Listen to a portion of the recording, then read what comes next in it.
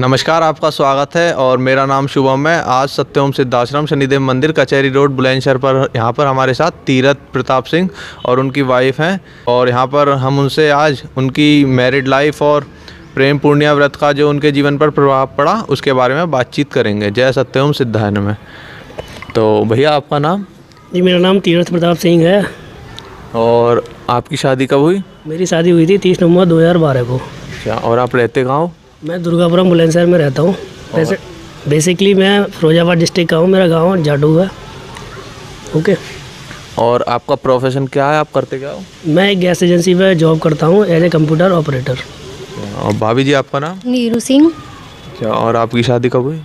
2012 30 नवंबर। और आपके कितने बच्चे हैं? 2। और उनके नाम और एज? एक 6 ईयर का है, उसका नाम शौर्य है, और एक 2 ईयर का है, उसका नाम सार्थक है। तीरथ भैया, तो आप मैरिज एनिवर्सरी हर साल सेलिब्रेट करते हो या कभी कभी? जी वैसे तो मैं नॉर्मली एक है सेलिब्रेट तो नहीं करता, लेकिन विश करता हूँ अपनी मिसेज़ को और उस दिन को याद करते हैं हम तो, और खाना बनाते हैं और इन्जॉय करते हैं थोड़ा बच्चों के साथ और मम्मी पापा के साथ। और भाभी जी को कुछ गिफ्ट भी देते हो? जी कभी कभी बन जाता है तो गिफ्ट भी देता हूँ, कभी चॉकलेट वगैरह ले आता हूँ उसके लिए, और जो गिफ्ट बनता है मैं दे देता हूँ उसे। क्या तो भाभी जी, क्या भैया ये सच बोल रहे हैं, गिफ्ट देते हैं या नहीं? हाँ, चॉकलेट वगैरह ऐसा तो कुछ दे देते हैं, ऐसे बहुत बड़ा कोई गिफ्ट नहीं, लेकिन नॉर्मल ऐसे तो दे देते हैं। को तीरथ भैया की सबसे अच्छी बात क्या लगती है? सारी बातें अच्छी लगती हैं। कोई एक जो सबसे अच्छी लगती हो? नहीं, वो प्यार से नीरू बोलते हैं, अच्छा लगता है, सारी बात अच्छी लगती हैं। और तीरथ भैया, आपको भाभी जी की सबसे अच्छी बात क्या लगती है? उसकी सारी बात ये अच्छी लगती है, वो कम झूठ बोलती है और सही बात, मतलब जो सही बात होती है उसको है अगर मैं गलत हूँ तो मुझे गलत ठहराती है, और मैं उसे उस पर नॉर्मल मतलब उस पर बातचीत करता हूँ कि मैं क्यों गलत हूँ और कहाँ गलत हूँ, वो मुझे बता देती है। और भाभी जी की कोई बात बुरी भी लगती है जिसमें सुधार की ज़रूरत हो? जी कभी कभी तो लगती है, वो ज़्यादा बोलती है तो इसलिए मुझे कभी कभी लगता है वो ज़्यादा बोलती है, इसलिए मैं उसे थोड़ा सा डांट भी देता हूँ।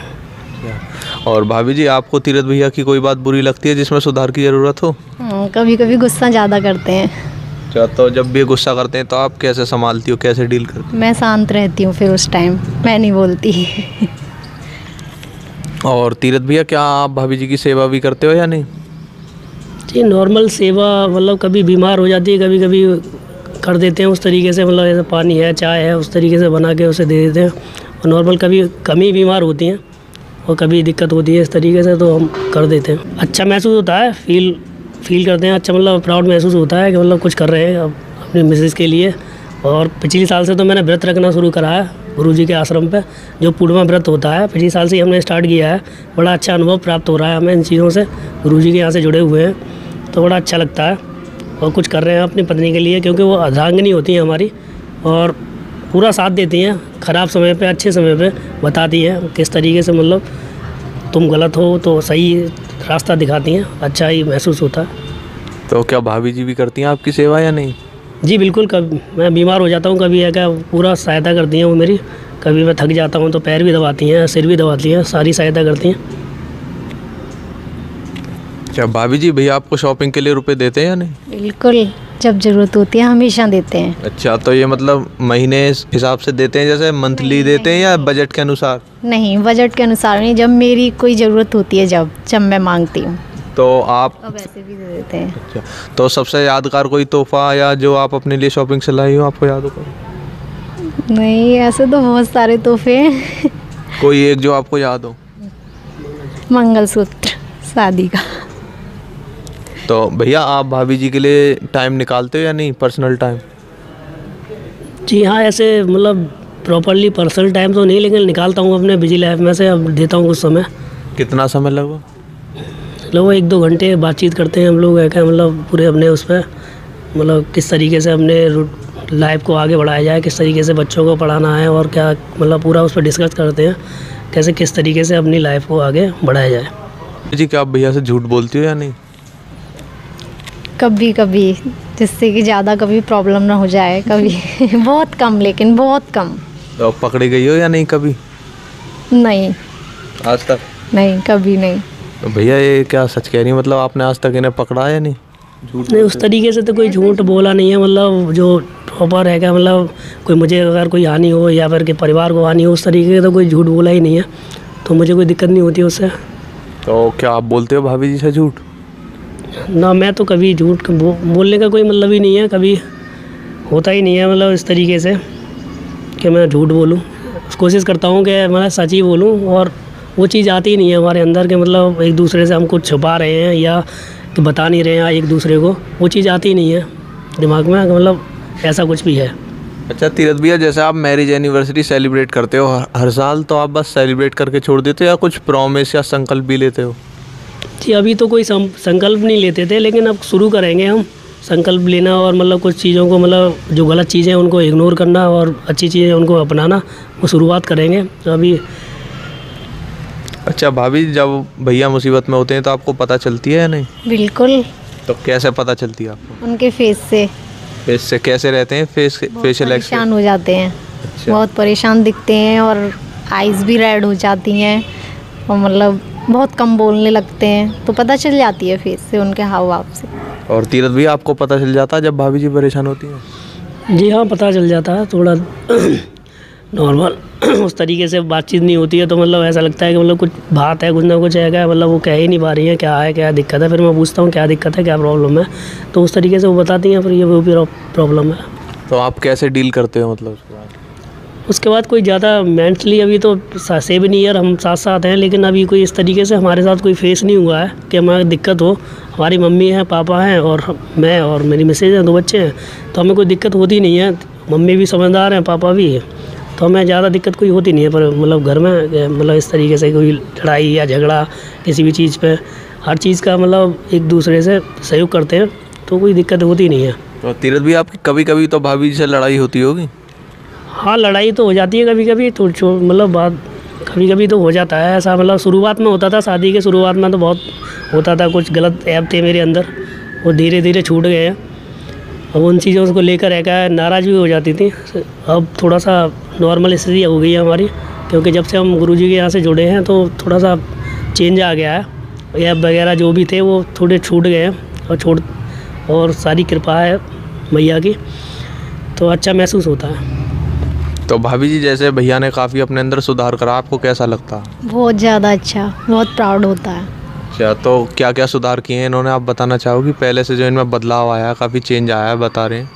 पहले ये गुस्सा बहुत करते थे, लेकिन अब नहीं करते।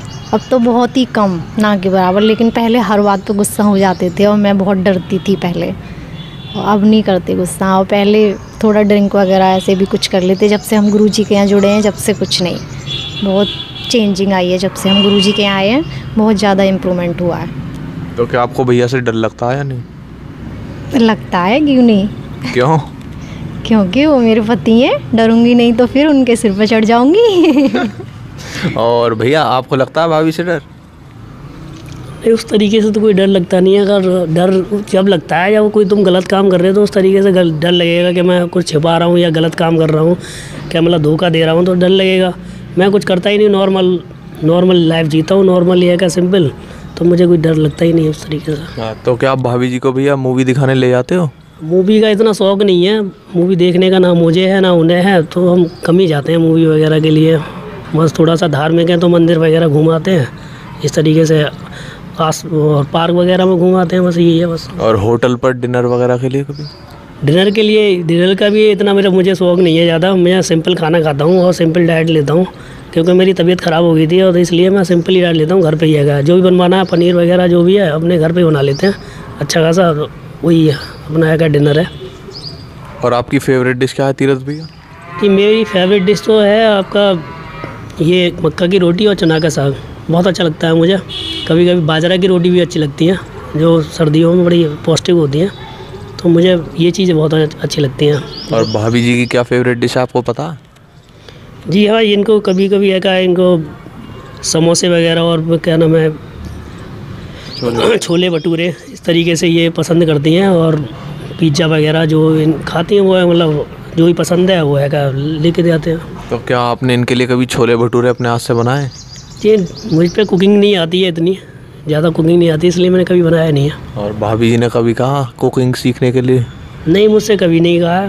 मैं ना मेरे पास आती नहीं है, तो मैं मतलब उन्होंने कोई दबाव नहीं डाला है कि मेरे लिए खाना बनाओ या कुछ करो इस तरीके से। कोई ना बाहर से कोई दबाव होता है कि बाहर से तुम लेके आओ, अगर मेरी मर्ज़ी हो तो मैं ले आता हूँ मतलब खाने के लिए, बस ये। तो भाभी जी, आप भैया के लिए मक्का की रोटी कब बनाती हो, किसी शुभ अवसर पर या जैसे इन्हें पसंद? जब मन होता है जब भी बना देती हूँ, कभी भी मुझे बहुत अच्छे से आती हैं। अच्छा, तो आपको मूवी देखने का शौक है या नहीं? नहीं, बिल्कुल नहीं। तो तीरथ भैया, जब भी आपको मौका मिलता है तो भाभी जी की तारीफ़ करते हो या नहीं? जी हाँ, बिल्कुल करते हैं। जब भी मौका मिलता है, जैसे कोई सब्ज़ी वगैरह अच्छी बनी है तो उसके लिए तारीफ़ करते हैं कि मतलब कि आपने बहुत अच्छी सब्ज़ी बनाई है, बहुत टेस्ट है, आनंद आ गया। और भाभी जी, क्या आप भैया की तारीफ़ करती हो या नहीं जब भी? बिल्कुल बिल्कुल करती हूँ। जब कोई अच्छे कपड़े पहनते हैं, अच्छे लगते हैं, अच्छे दिखते हैं तो करती हूँ। और जब भी सब्जी में आप कभी कभी नमक तेज़ कर देती हो तो भैया कैसे कहते हैं, मतलब क्या? बस यही थोड़ा सा तेज़ आवाज़ में बोलते हैं, इतना सारा नमक डाल दिया इसमें। और फिर आप क्या कहती हो? अगर गलती से पड़ गया, ध्यान नहीं, मतलब थोड़ा अंदाज नहीं हुआ या ऐसे कुछ, बस। अब भैया के लिए कोई गाना गाना चाहोगी? हाँ, गाओ तो फिर। सात समुंदर पार मैं तेरे पीछे पीछे आ गई। और तीरथ भैया, आप भाभी जी के लिए कोई गाना गाना चाहोगे? जी बिल्कुल। चाहा है तुमको, चाहेंगे तुमको। और तीरथ भैया, आपने कितनी बार प्रेम पूर्णिमा व्रत रखा है? जी मैंने पिछली बार रखा था और अब के दूसरी बार है मेरा, और मुझे बहुत ही आनंद महसूस हुआ है। मुझे बहुत अच्छा फील महसूस होता है कि मैं पत्नी के लिए कुछ करना चाहता हूँ, और जैसे कोई मतलब अंदर से ही है कि मतलब महसूस होता है कि बहुत शांति महसूस होती है कि मैं कुछ करना चाहता हूँ अपनी पत्नी के लिए। और भाभी जी, आपको कैसा लगता है जब भी आपके लिए व्रत रखते हैं? बहुत अच्छा फील होता है, बहुत अच्छा। तो तीरथ भैया, आपका बहुत बहुत धन्यवाद इस वार्ता के लिए। आप कुछ कहना चाहेंगे? जी बिल्कुल कहना चाहेंगे।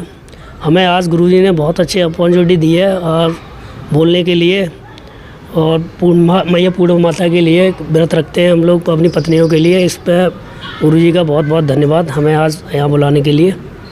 तो भाभी जी, आपका बहुत बहुत धन्यवाद इस वार्ता के लिए। आप कुछ कहना चाहेंगी? यस, गुरुजी के यहाँ आने से हमें काफ़ी अच्छा फील होता है। जब भी हम यहाँ आते हैं, मेरे पति, मैं ज़्यादा नहीं आ पाती, मेरे छोटे बच्चे हैं, लेकिन मेरे पति हर सैटरडे को आते हैं यहाँ पर, और बहुत अच्छा फील होता है और काफ़ी मतलब हमें आनंद मिलता है। और जब से हम गुरुजी से जुड़े हैं, जब से हम एक दूसरे से बहुत मतलब प्यार करते हैं। पहले हम में झगड़े भी हो जाते थे, लेकिन जब से कोई झगड़ा नहीं होता है, ऐसे छोटा मोटा हो गया, लेकिन पहले हम जब से गुरुजी से जुड़े हैं हम बहुत अच्छा लगता है। हम दोनों ही बहुत प्यार से अपनी फैमिली को पूरी तरह प्यार से हम रहते हैं। छोटी सी फैमिली है हमारी, बहुत अच्छा लगता है गुरुजी के यहाँ आने से भी। और जब से जुड़े हैं, जब से हमें सब चीज़ अच्छा ही हो रहा है हमारे साथ। अब हम 19 अप्रैल को आएंगे, 5वां प्रेम पूर्णिमा व्रत, दूसरा, अभी हमारा एक हुआ है, इसीलिए हम दूसरा मनाएंगे प्रेम पूर्णिमा व्रत। और मेरे पति व्रत रहते हैं, मुझे बहुत अच्छा लगता है। सत्यम सिद्धाय नमः।